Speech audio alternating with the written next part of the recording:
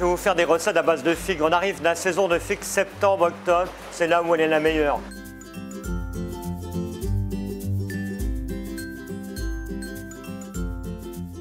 Alors, vous prenez une bonne tartine, un pain au levain, que vous faites toaster avant pour apporter un support. On va faire des petits quartiers, élégants, pas trop gros. En parallèle, on va couper aussi la mozzarella, pas trop gros non plus. Cette mozzarella va venir épouser la figue, vous voyez. Il faut que ça soit très généreux. Vous les passez au grill. On va dire la mozzarella va fondre un petit peu, viendra nourrir la figue et on va l'assaisonner après.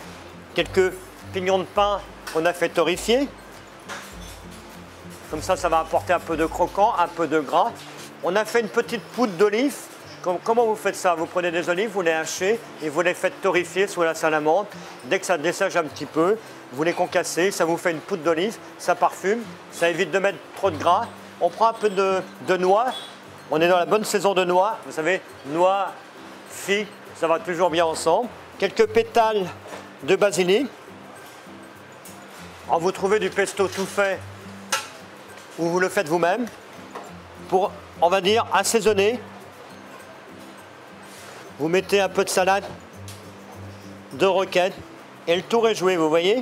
Voilà cette première recette agréable à manger encore sur ces soleils de fin de saison.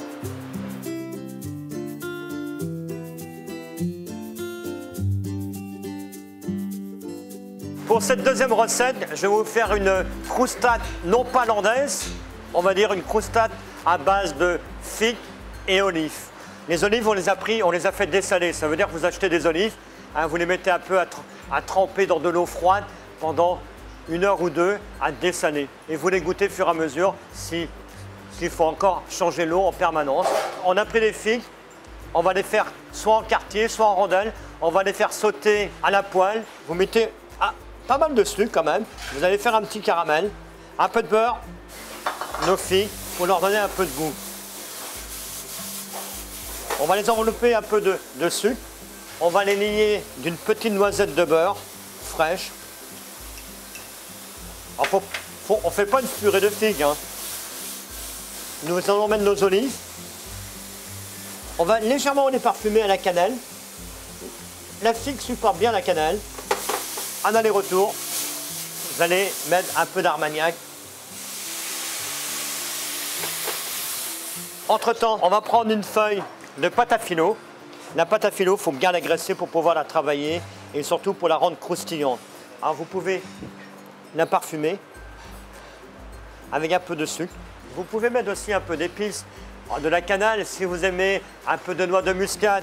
On va coller une deuxième feuille dessus. On appuie bien et on remet du beurre.